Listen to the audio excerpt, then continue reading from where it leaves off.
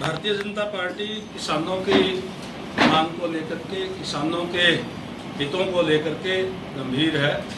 आज कुछ दिनों से विशेषकर जो विपक्षी पार्टियां हैं, जिनके पास और कोई मुद्दा नहीं है, वो इन अध्यादेशों को लेकर के, किसान अध्यादेश जो आए हैं, इनको लेकर के किसानों के अंदर, लोगों के अंदर भ्रांति पैदा करने का प्रयास कर रहे हैं, क्योंकि उनकी राजनीतिक जमीन जो है वो खिसक चुकी है।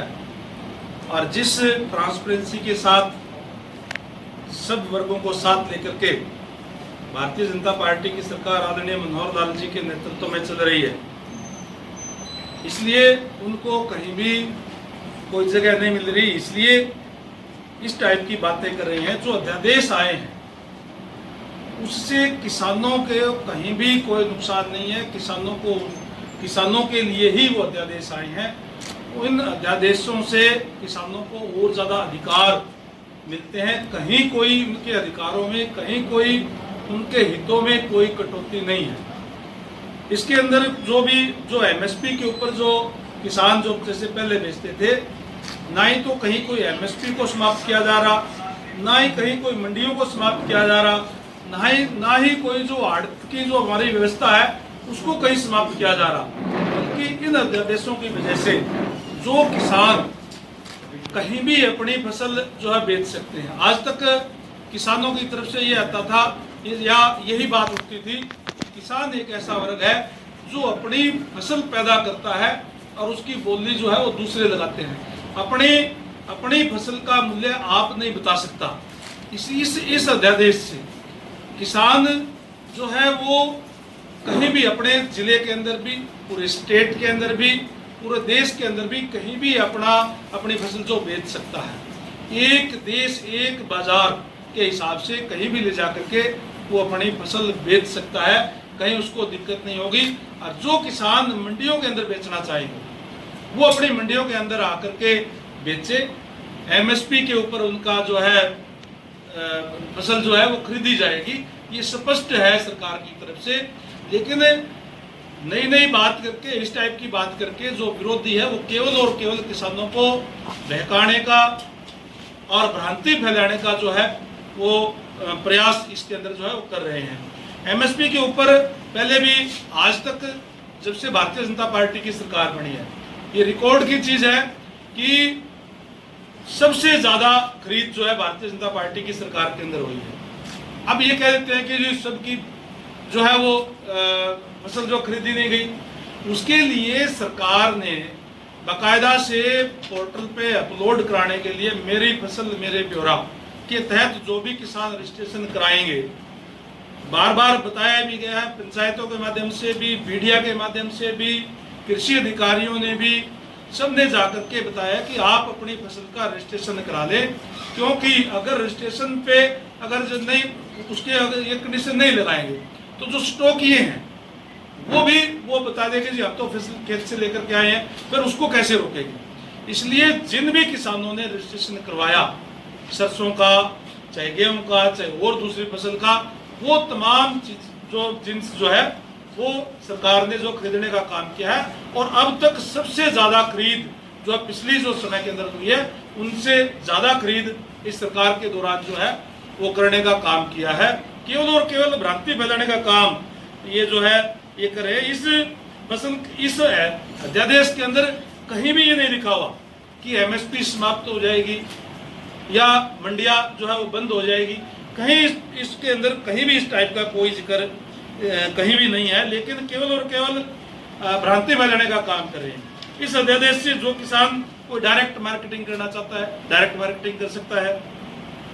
मंडी से बाहर भी अपना व्यापार, ये फसल लेकर के जो है वो जाकर के बेच सकता है, कोई दिक्कत नहीं है। क्योंकि अब तक जो डायरेक्ट मार्केटिंग करने वाले किसान है वो हजारों में से केवल एक है, इस टाइप से है।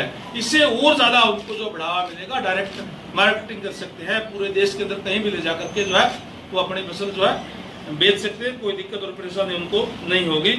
इसके अंदर सारे के सारे विकल्प जो है वो खुले हैं, खुद अपनी फसल बेच ले, किसान का समूह बना के, एसपीओ बना करके वो फसल जो है बेच सकते हैं, समूह बना करके वो खरीद सकते हैं, आगे बेच सकते हैं, दूसरी जगह पे ले जाकर के भी, दूसरे स्टेट के अंदर भी, दूसरे जिले के अंदर भी ले जाकर के जो है वो फसल बेच सकते हैं, उसकी कोई रोक टोक नहीं होगी।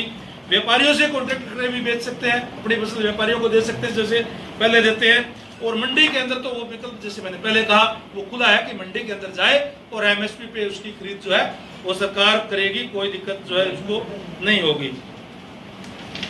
तो इस तरीके से केवल और केवल ये जो इस समय के अंदर जो किसानों के बीच में जाकर के जो विपक्षी लोग हैं जो गुमराह करने का काम कर रहे हैं, उनसे मैं कहना चाहूंगा आप इन अध्यादेशों को पढ़ें और मुझे एक भी चीज ये बताएं कि ये चीज जो है किसान के विरोध के अंदर है। और फिर भी किसानों को हितों के लिए फिर भी इसके अंदर और कोई अगर प्रदेश के किसान या कोई भी इसके अंदर कोई अपना सुझाव देना चाहते हैं तो वो भी 3 सांसदों की कमेटी बना करके सरकार ने उस सुझाव भी मांगने का काम किया, लोगों ने कुछ सुझाव उसके अंदर दिए भी हैं, वो भी दे सकते हैं, वो खुला है। और अब भी एमएसपी पे खरीद के लिए चाहे आने वाले टाइम के अंदर बाजरे के लिए भी 120 के अंदर सरकार की तरफ से बना लिए गए हैं और उसके लिए मूंग के लिए भी जो है उसकी पूरी तैयारी, किसानों की खरीद की कोई दिक्कत और परेशानी ना हो इसके लिए सरकार की जो है वो हो गई है 120 और मूंग के लिए 30 केंद्र का निर्धारण किया है और धान खरीद के लिए 400 खरीद केंद्र सरकार की तरफ से बढ़ाए जा चुके हैं। यानी किसानों के प्रति सरकार जो है पूर्ण रूप से गंभीर है। मैं किसान भाइयों से ये कहना चाहूँगा आपके माध्यम से कि उनके हितों के लिए सरकार सचेत है, कहीं भी उनके हितों की अनदेखी जो है नहीं करने दी जाएगी। अभी जो फसल की बात आई कि जो अभी जो फसल हुई इसमें कोई दो राय नहीं, ये जो वर्ष है 2020 का, ये हमारी देसी भाषा में कहते हैं करड़ाई वाला साल है। इस वर्ष के अंदर कोरोना भी आया, कर्फ्यू भी लगाना पड़ा, जनता कर्फ्यू भी लगाना पड़ा, लॉकडाउन भी करने पड़े, व्यापारियों के व्यापार भी मंदे हुए हैं। इसके हालात के हिसाब से ये केवल भारत में नहीं बल्कि पूरे विश्व स्तर के ऊपर है। और टिड्डी भी इस बार जो मैंने तो मेरे जीवन काल के अंदर नहीं देखी, पहले कभी सुनते थे कि टिड्डी आती थी, टिड्डी भी इस साल में आई। और जो इस बार खासकर जो नरमा की फसल थी वो बहुत बढ़िया फसल थी और ये फसल जो है अभी कुछ ही टाइम के अंदर जो बुरी तरीके से खराब हो गई। और किसानों को हमने पहले भी उनको आश्वासन दिया था कि किसानों की फसलों की जो है स्पेशल गिरदावरी कराई जाएगी और जो भी किसानों को नुकसान हुआ उसकी भरपाई सरकार की तरफ से की जाएगी। जिन किसानों का बीमा है उनको बीमे के अधिकारी, कृषि अधिकारी मौके पर जा करके उनका मुआयना करके और जो भी नुकसान हुआ होगा उसको बीमे से दिलाएंगे। जिन किसानों का बीमा नहीं हुआ है और जो भी सरकार की पॉलिसी है, जो सरकार की तरफ से जो मुआवजा दिया जाता है, जिनका बीमा नहीं हुआ है उनको सरकार की तरफ से भी मुआवजा दिया जाएगा। ये बड़ा स्पष्ट है और केवल किसी के बहकावे के अंदर, भ्रांति के अंदर आने की जरूरत नहीं है।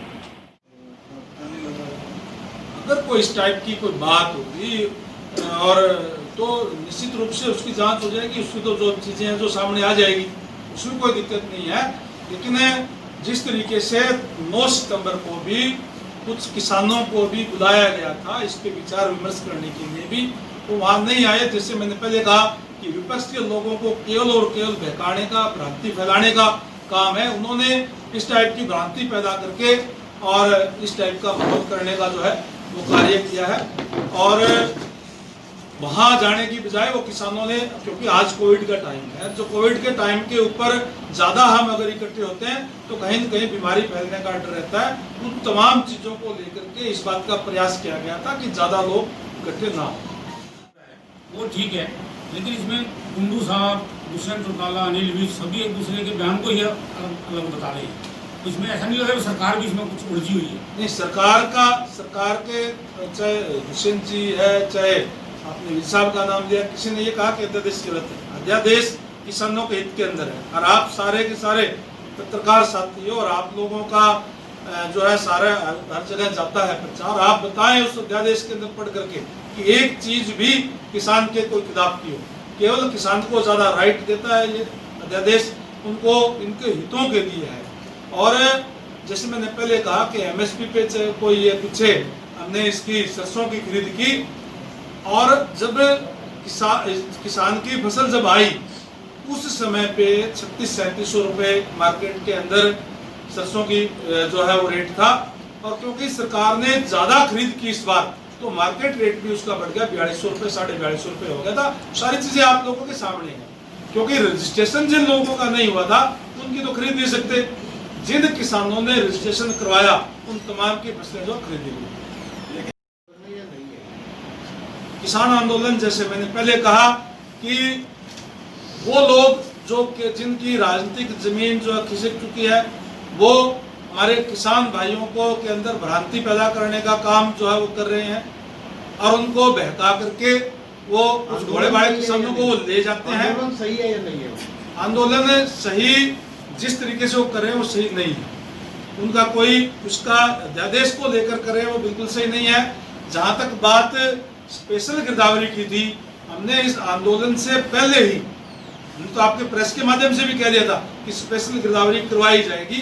सरकार की तरफ से भी बयान आ गया था, फिर कोई आंदोलन का कोई औचित्य नहीं रह जाता। तो क्या आप ये मानते हो जो पिपली में इकट्ठे हुए थे किसान, वो किसान नहीं थे? मैंने ये तो नहीं कहा कि किसान नहीं थे, मैंने ये कहा कि किसानों के अंदर जो विपक्ष के लोग हैं उनको भ्रांति डालने का, कहीं न कहीं कोई उनको बहका करके कोई न कोई उसको इस बात की बात फैला करके दुष्प्रचार करके और इकट्ठा करने का प्रयास करते हैं। क्या आप मानते हो लाठीचार्ज हुआ था किसानों पर? देखिए, अगर कोई जो भी बात हुई है, अगर वहाँ कोई लाठीचार्ज की बात है या और कोई बात है तो जांच का विषय जांच हो जाती है, उसमें क्या दिक्कत है। दोनों जी, अभी ये बात चल रही है कि सरकार से किसान संगठनों की बातचीत की बात हो रही है, लेकिन अगर नहीं होती तो 20 को उन्होंने बंद की कॉल दी। मैं तो केवल आपके चैनल के माध्यम से, आपके प्रेस के माध्यम से किसानों से ये कहना चाहूँगा कि किसी की भ्रांति में आने की बजाय आप इन अध्यादेशों के अंदर कमी बताएं कि भी ये कमी है, सरकार उसको दूर करने का काम करेगी। किसानों के हित की चीज तो सरकार लेकर के आएगी ताकि किसानों का हित हो।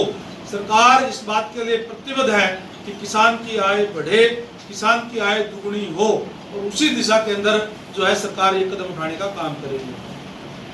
खाली बागों में ढिलाई कर रहे हैं अधिकारी, कहीं पेड़ हैं कहीं खंबे हैं, तो उसमें कुछ ऐसे डायरेक्शन सरकार को कहीं कोई इस टाइप की बात सामने आएगी तो कह देंगे, कोई दिक्कत नहीं, करवा लेंगे, ठीक, कोई दिक्कत नहीं। वो लोग विरोध कर रहे हैं, कांग्रेस के लोग, जिनके राज के अंदर 2 रुपए 5 रुपए के चेक जो मुआवजा के तौर पर आए।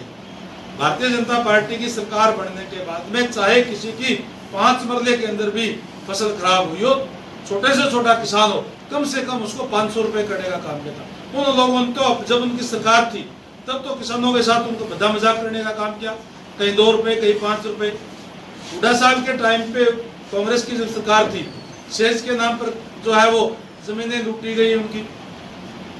सेक्शन 4 और 6 लगाने के बाद भी उनको रिलीज कर दिया गया, किसानों से लूटने, किसान मजबूरी में बेच गया और उसके बाद में अपने क्षेत्रों को दे दी गई। वो लोग भी आज किसान हितैषी बता करके और लोगों को बहकाने का काम जो है वो कर रहे हैं। सरकार के द्वारा उनके साथ विचार विमर्श नहीं किया जाता, तो इसके बारे में आप क्या कहेंगे? किसानों के साथ क्यों नहीं विचार विमर्श किया जाता? हरियाणा के अंदर तो जो पॉलिटिक्स के अंदर भी है वो भी किसान है, और हमारे अलग अलग पार्टी वाइज भी संगठन भी बने हुए हैं, हमारे अलग अलग मोर्चे भी बने हुए हैं, और जो भी मौजूद जो किसान होते हैं, समम माननीय मुख्यमंत्री महोदय ने भी इस कोरोना काल के अंदर भी रेस्ट हाउस के अंदर जाकर के कई जगह पे जो चुनिंदा किसानों से भी बैठ करके संवाद करने का काम भी किया है, बात करने का भी काम किया है। ये तो हो ही नहीं सकता कि कोई भी निर्णय लिया जाता है किसानों से बात ना हो। किसान हितैषी सरकार है सबसे ज्यादा। जैसे मैंने पहले कहा कि एमएसपी पे अगर कोई खरीद किसने की है इस सरकार के अंदर हुई है, तो और कौन इससे ज्यादा किसान हितैषी होगा। किसानों के लिए नई नई स्कीमें जो लेकर के आए हैं वो भी इस भारतीय जनता पार्टी की सरकार के अंदर जो है वो आई है।